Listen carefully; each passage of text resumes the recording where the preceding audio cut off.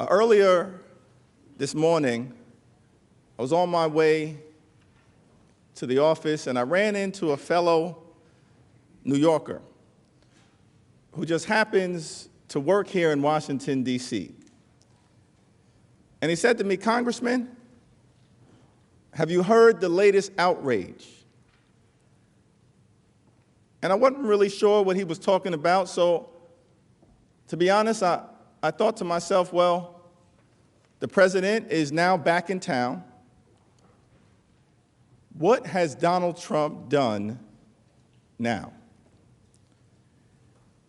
And so I said to him, "What outrage are you talking about?" And he paused for a moment, and then he said to me,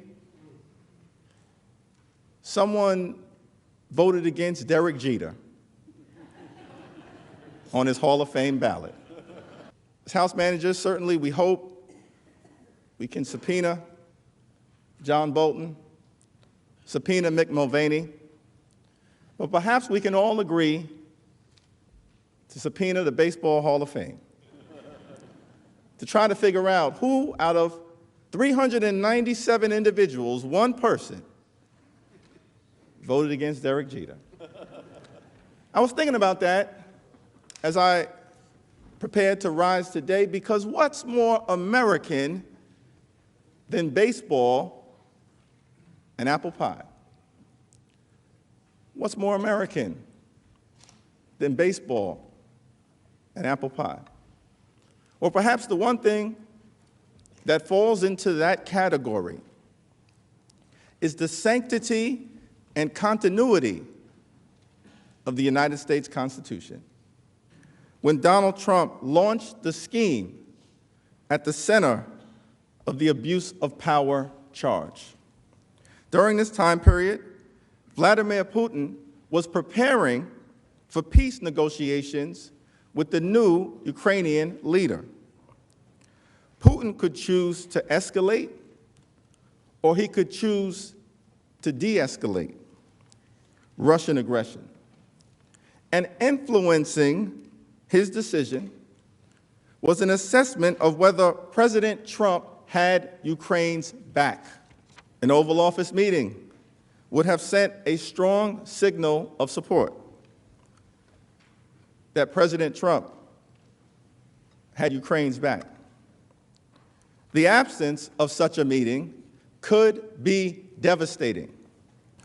President Trump was not just withholding a small thing. The Oval Office meeting was a big deal. Ukraine remains at war with Russia. It desperately needs our support. And as a result, the pressure on Ukraine not to upset President Trump, who still refuses to meet with President Zelensky in the Oval Office to this day, continues. President Trump made clear to Ukraine that a White House meeting was conditioned on Ukraine announcing 2 phony political investigations that would help with President Trump's re-election in 2020, help him cheat and corrupt our democracy. For investigations had come to totally dominate almost every aspect of U.S. foreign policy toward Ukraine.